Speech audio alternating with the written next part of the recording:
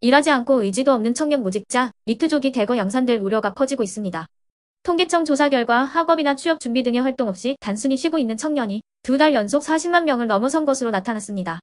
취업과 창업을 희망하는 이들의 수도 줄어들면서 고용시장에 찬바람이 부는 모습입니다. 2030 세대 청년층의 쉬어스 인구는 지난 4월부터 5개월 연속 증가세를 기록하고 있습니다. 쉬고 있는 2030 세대가 4050 세대보다 더 많은 건 관련 통계 작성을 시작한 뒤로 20년 만에 처음 있는 일입니다. 이렇게 청년 무직자 인구가 증가하는 이례적인 현상에 당국에서도 주목하고 있습니다. 쉬었음은 구직 활동을 하지 않는 비경제 활동 인구 중에 육아, 가사, 재학, 수강, 연로, 심신장애 등 특별한 이유 없이 경제 활동을 하지 않은 경우입니다. 이들은 능력은 있어도 일을 할 의사가 없는 인구인데 30대만 보면 최근 10년 기준으로 가장 많은 수준을 기록하고 있습니다. 또한 20대의 경우에도 코로나19로 고용 한파가 닥쳤던 지난 2020년 4월 이후 최고치를 경신하였습니다. 통계청은 취업에서 탈락한 뒤 다시 구직 활동이나 취업 준비를 하지 않고 쉬는 청년이 늘어난 것으로 보고 있습니다. 전체 연령층의 고용 호조세가 이어지는 가운데 청년층의 고용 부진은 악화 일로를 걷고 있습니다. 지난달 15에서 29세 청년층 취업자 수는 전년 동기 대비 10만 3천 명 감소해 10개월 연속 내림세를 나타냈습니다. 또한 청년층 고용률은 47%로 전체 연령층 가운데 유일하게 1년 전보다 하락했습니다. 다만 통계청은 이렇게 쉬는 인구가 취업 포기로 직결되는 건 아니라고 설명합니다. 하지만 그래도 상당히 좋지 않은 신호인 건 명백합니다. 이렇게 막연히 일을 하지 않는 청년들이 느는 배경을 꼼꼼히 고민해야 합니다. 일단 청년층이 선호하는 좋은 일자리가 줄었다는 게 큽니다. 실제로 양질의 일자리로 꼽히는 상용직 청년 취업자는 1년 전보다 4만 5천 명 줄었습니다. 반면 지위가 불안정한 임시 일용직 청년 취업자는 2만 명 넘게 늘었습니다.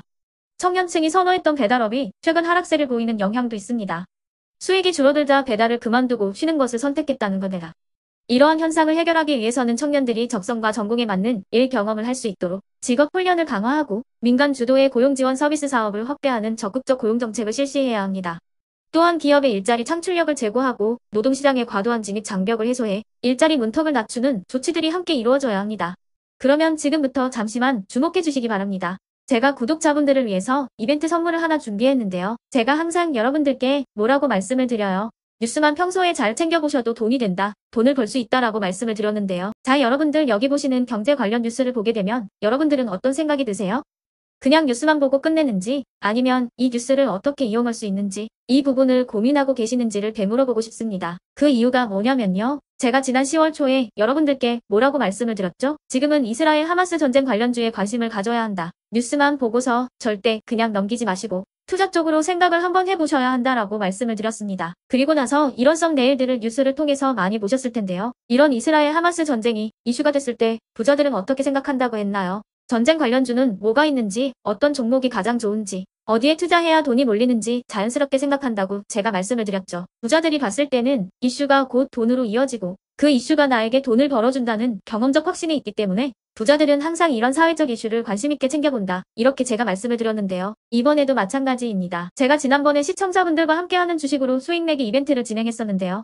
당연히 100% 무료로 진행을 했고 여기 보시면 아시겠지만 제가 지난번에도 저한테 구독이라는 문자를 보내주신 모든 시청자분들께 이렇게 전쟁 관련주 중에 가장 급등할 확률이 높은 많은 종목도 아니라 흥구석이라는 한 종목을 여러분들께 추천드렸어요. 그러면서 여기 나와 있는 대로 정확히 얼마에 매수해야 하는지 그리고 수익률이 어느 정도 나왔을 때 팔아야 하는지 이런 부분들까지 여러분들에게 정확히 알려드렸었는데요. 지금 실제로 어떻게 되었나요? 오른쪽을 보시면 아시겠지만 제가 10월 초에 문자로 흥구석이를 소개시켜드리고 실제로 한 달도 안 돼서 이렇게 주가가 2배 이상 급등이 나왔죠. 그래서 당시에도 굉장히 많은 분들이 제가 드린 종목으로 수익을 내실 수가 있었을 텐데요. 다시 한번 축하드린다고 말씀을 드리겠고 이번에도 마찬가지입니다. 최근에 이슈가 되고 있는 게 정부의 기업 밸류업 프로그램입니다.